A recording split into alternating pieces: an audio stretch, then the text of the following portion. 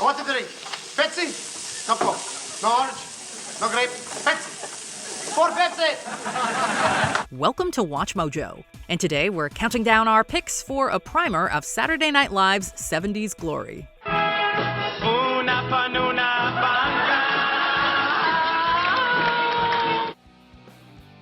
Number 10, The Nerds. It wasn't a foregone conclusion back in the 1970s that the nerds would proverbially take over the world. As a result, a lot of the humor relies on pointing and gawking at teenage awkwardness. Go play in traffic. You know, that's hysterical that you should mention traffic because here comes the Nugget Patrol! Ah! This sketch wasn't a hit at first. It took the work of both Bill Murray and Gilda Radner to make this pair of nerds interesting. Their relationship is adversarial, but in a way that feels natural to their long-standing relationship. Todd, say the line. Oh, yes, but my wife is great with pillow.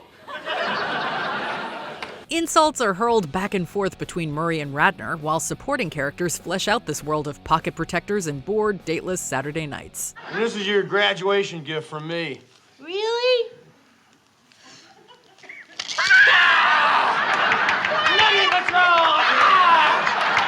Number 9, Olympia Cafe. It was one of the earliest SNL catchphrases that took over America and is still repeated by fans today.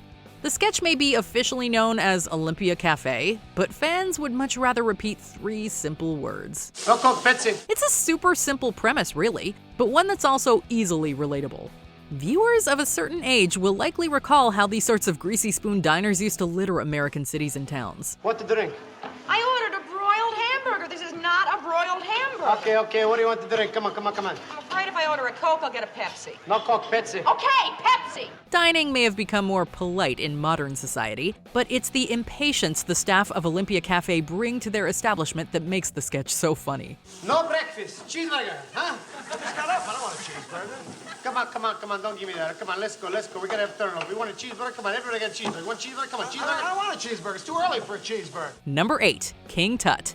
Saturday Night Live has delivered plenty of funny parodies over the years, but this one came from a guest host. King Tut was written and released by Steve Martin as a novelty song. Now if I'd known they'd line up just to see him, I'd taken all my money and bought me a museum. The comedian's performance of the song on SNL turned it into a pop culture milestone. This segment aired during a time when the real Tutankhamun exhibit was making headlines during its tour in American museums. Now when I die, I don't think I'm a nut. Don't want no fancy funeral, just one like old King Tut. So, the time was right for the proverbial Egyptian fever to hit, as Martin and the SNL band dressed to the nines. The results were silly, to say the least, but went over in a big way with the studio audience. Got a condo made of stoner.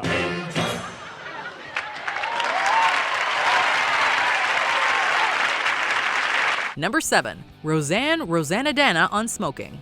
The much-missed Gilda Radner portrayed the character of Rosanne Rosanadana multiple times during her SNL tenure, with every performance garnering bigger laughs. This fictitious consumer affairs reporter probably got her most successful response with her weekend update bit on smoking. Last Thursday, I quit smoking. Now, I'm depressed, I gained weight, my face broke out, I'm nauseous, I'm constipated, my feet swelled, my gums are bleeding, my sinuses are clogged, I got heartburn, I'm cranky, and I have gas. Well, at least her appearance is initially about smoking, before Rosanadana goes off topic and off the rails. The character even breaks into song at one point, completely forgetting her initial reason for hosting the segment. And please don't make me sweat like Dr. Joyce Brothers. It's glorious SNL chaos at its finest, and a great snapshot of how anarchic these early years could get at times. And I kept trying to scrape the green off them with my teeth like this, like that. And then my teeth got green on them. I tried to scrape that. I thought I was gonna die. Number 6, Land Shark. To quote the great film This Is Spinal Tap, it's such a fine line between stupid and clever. Yeah, It's just clever, a little clever. turnabout. the land shark was a recurring SNL character created for the most obvious of reasons, to piggyback upon the success of Jaws. The show's bright idea was to have Chevy Chase voice a shark that would terrorize people on land, inside their homes, in disguise. Candy ring. Look, I'm all out of Now go home. UNICEF, ma'am. It's the sort of idea that was probably conceived under the influence of some kind of illicit substance, but also one that really connected with the SNL audience. Oh, and that deadpan delivery by Chase serves as the icing on this very silly cake. You're the shark and you know it. Wait, I'm only a dolphin, ma'am. A dolphin? Well, okay.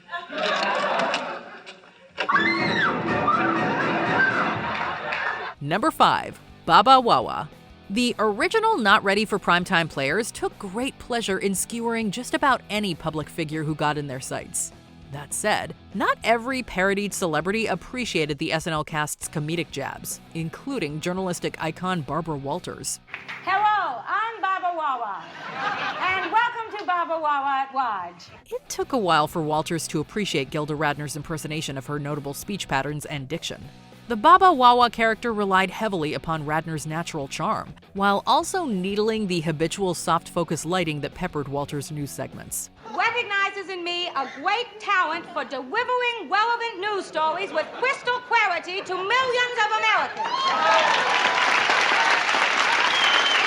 We're glad that the immortal Ms. Walters eventually joined in on the laughter because this one was a parody for the ages. Have you any final words for the American public? No. Thank you very much. This is Baba Wawa saying have a pleasant weekend. Number 4, Samurai Futaba. This series of sketches from Saturday Night Live's early days was another one that's indicative of the show's anything goes sensibility. On the one hand, John Belushi's The Saturday Night Live Samurai was modeled after an honest-to-goodness cinematic icon, Toshiro Mifune. People, they just don't care about the cause anymore. And you know who's suffering for it? I am. Plus, I could never get that walk down. Then again, the delivery is absolutely out of control and off the rails, which was exactly what the SNL audience wanted. Right up here, and what happened? September, October, November, into the well-known toilet.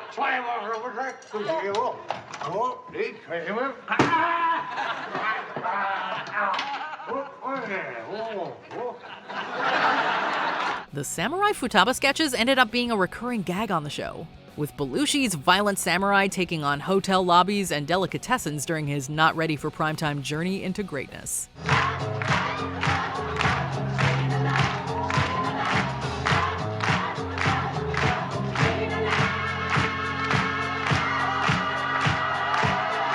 Number 3, Chevy Chase and the OG Weekend Update.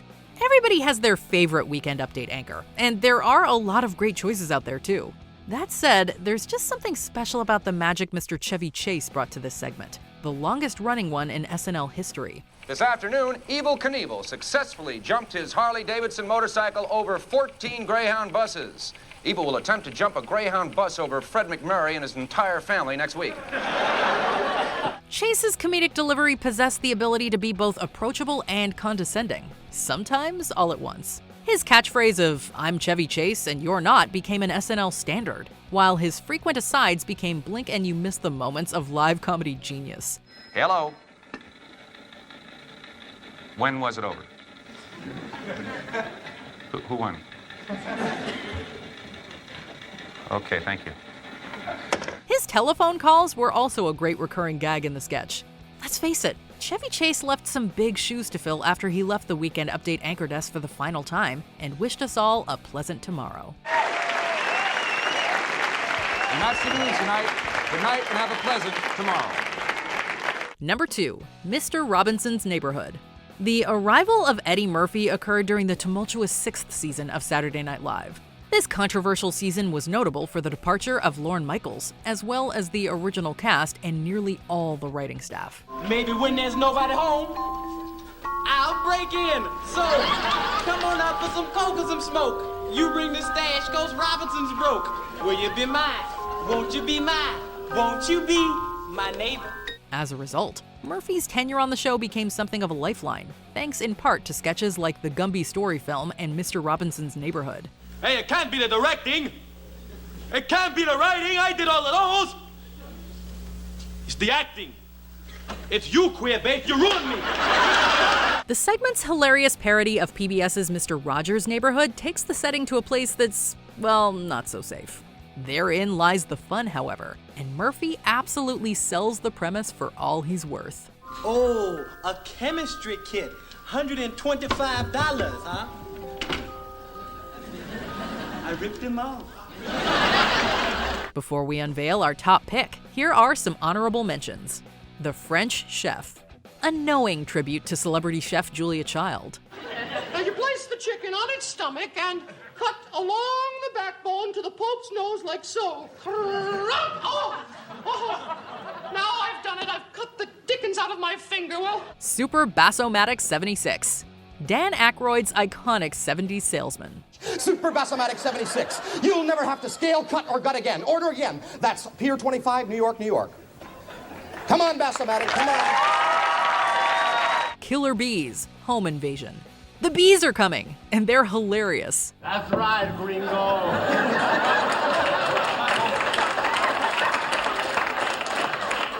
The Killer Bees. The Sweeney Sisters, a loving tribute to try-hard lounge acts everywhere.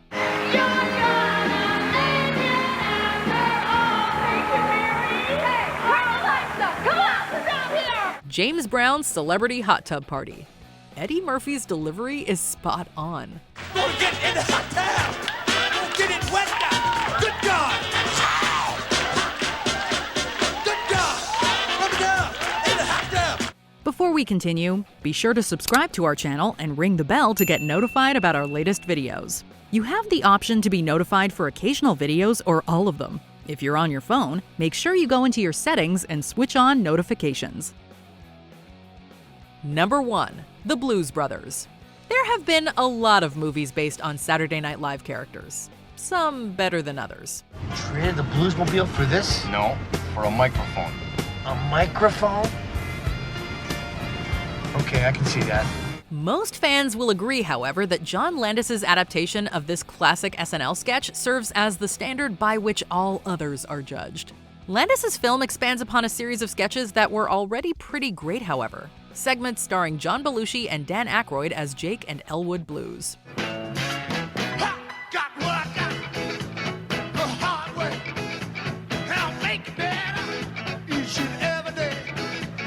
The pair were 70s coolness personified as they performed classic blues and soul songs together with the SNL band. This was a great idea that was executed to perfection, one that would live on rent-free within the memories of SNL fans around the world.